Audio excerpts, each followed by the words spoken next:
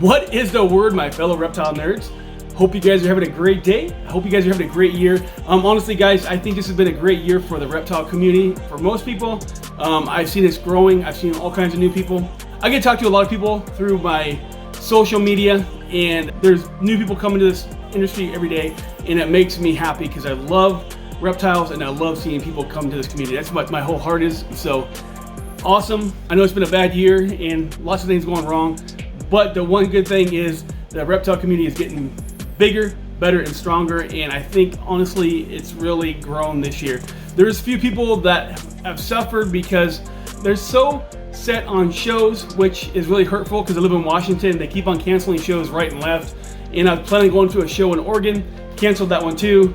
West Coast has been hit hard with this. It's really frustrating, but the sales online, everything else has been really phenomenal, guys. Super excited about the reptile community right now. So guys, we are a reptile channel. I do educational videos, I do pet videos, I also do rat videos. Weekly, I do 2 a week, sometimes 3, depends on if I have time, but I always have one on Tuesday and Saturday for sure.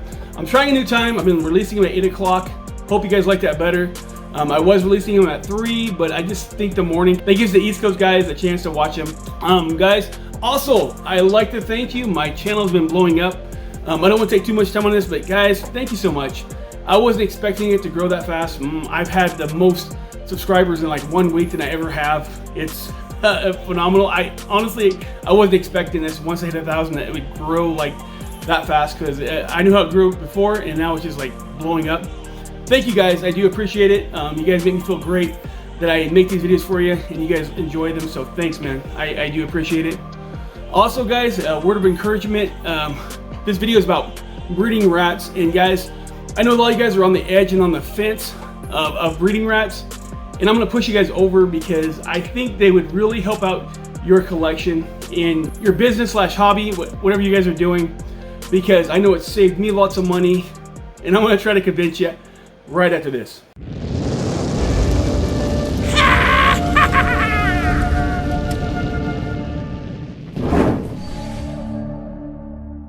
Like I said before, guys, I'm really gonna try to push you over the edge because I believe in you guys. I do. I am just an average guy. If you guys see me now talking in front of the camera, I'm very confident. I'm very used to doing this. I can relate to the camera like I'm actually talking to people.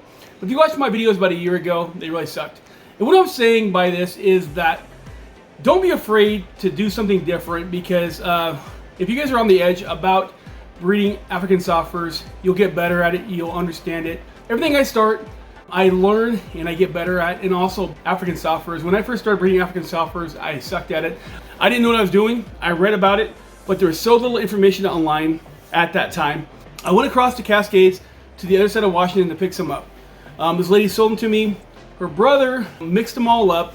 I brought them home, meaning they had babies, but they ate the babies because their colonies were all mixed up, which is a big no-no with African soft furs. So I even have a video that I posted a long time ago about my first experience with African soft furs and how bad it was. Now I breed them better than I do my normals. They explode for me and I'm doing great. So if you guys are afraid of trying something new, don't be, because you guys will get better and better every day. You'll definitely make a big difference for your snakes and also for your business slash hobby. Okay, well now about 6, 7, 8 months later, my African soft furs are just bustling, booming, through some tips of subscribers, through some tips of online videos, through some tips of just like reading and figuring things out myself. I did learn that you have to give them some protein, so I either give them mealworms or some black oil seeds, or I give them some birdseed that has little to no corn. Just need that extra protein. The next thing you know, they're booming. I do give them a hide. They like a hide. That makes a big difference. But now, I mean, their breeding is just as good, if not better, than my normal rats. And boom, guys. And I'm going to tell you guys right now, if you guys are not breeding these things, you guys are hurting yourself. I think personally, because I think you guys should definitely do it. I've seen so many results. And I understand that some of you guys, like in Puerto Rico and California and a few other states, I don't know all the states, but you guys can't have them, and I'm sorry. That sucks, really, guys. If I could give them to you, I would. If you guys are not breeding them, guys, you guys need to be all over it. I'm going to give you some reasons why I like them, and let you guys make your decision afterwards. So first of all, cost. When I first picked up my first ball pythons, I started doing frozen. So I was getting my frozen either from Lane Labs, or I was getting them from Big Cheese, Rodent Pro, Perfect Prey. The thing is whoever had the right size in. I always tried to go to Lane Labs or Big Cheese first, but with frozen, they don't always have them in stock, so I jumped around sometimes to get the right size. When I started buying more and more and more snakes, 20, 40, 60, 70, I started noticing that it was just costing me way too much. And I started looking into breeding, and you know what, guys, is one of the best things I ever did. I did start with normals, and last year I did breed normals, and I had a normal breeding business, and I was making pretty good money from it, guys. I almost made almost 20K from that year because I was selling them right and left. I was lucky. I went to some reptile shows, talked to some people, and I became their exclusive breeder, and it was working out really well for me. But I'll be honest with you guys, with African softwares, not a day goes by that people ask me if I have extra African softwares. People want them, they buy them as fast as I can sell them. So it's starting to pick back up for me. I'm not making the same amount of money with my African softwares yet because I haven't built enough colonies. I'm building a rack. I told you I'm building a rack, I'm not lying. I'm having my dad help me. My dad was a carpenter for years. He was a contractor, and he's gonna help me build it because I want to build this one a little more professional. So I'm waiting for my dad to help me out with these racks. Just not to make them functional, I want to make them look a little bit nicer, and he's better at that kind of stuff. He's better at finishing work. I was always more of a framer. I mean, back to the saving the money. Saved me so much money, guys. I pay a tenth of what I was paying for frozen, especially with the African softwares, guys. They take a tenth of the food, they take a tenth of the water, they take a tenth of the cleaning supplies, and they take a tenth of the room. It's just amazing. With the normals, I always had a problem of grow outs. I had to make so many racks for grow outs, took up so much room in my garage or downstairs for grow outs. Now, I don't need that many racks for grow outs because they're smaller, they take smaller bins, and you can actually leave them in with each other. They do amazing in the colony, where normals, if you left so many in a bin, I mean, the place you kept them was trashed from smell. It would just decimate it, and I had them in the garage, and sometimes it would carry over to the house because I couldn't keep that smell down. I had to change them all the time, but now I don't have that problem, and guys, people are demanding them, I'm making money, and I'm saving all that money. I see a big difference in my ball pythons when I breed my own rats. Honestly, when I was feeding frozen, they were growing, but not as fast. Once I started breeding normals and feeding my snakes, honestly, guys, they start doubling in size, and I think it's because of the nutrition that you feed them. I think when you have a big gigantic facility, they feed them the bare minimum of their needs. I give them pig food, vegetables, everything they need. 6F, I think, and pig food are pretty much the same ingredients. People say with the pig food that there's a lot more dust, but I haven't seen any difference between the dust. Either way, I sift the food, and I actually take that sifted food and I give it to my dubia roaches. I have a couple of dubia roaches colonies I grow from some of my monitor stuff to get some big fat ones. I do sift it because no matter what, if you don't sift it, it's going to be a big cloud of nastiness blowing around in your room. But guys, I've seen a big difference in my snakes.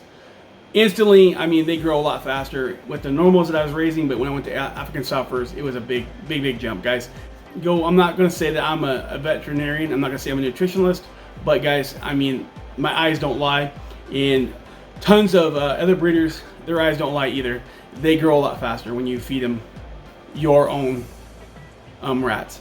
Number 3, guys, is that the convenience. When I was buying frozen, I would always have to go to different places because they didn't have them in stock. It's nice. I have any size I want.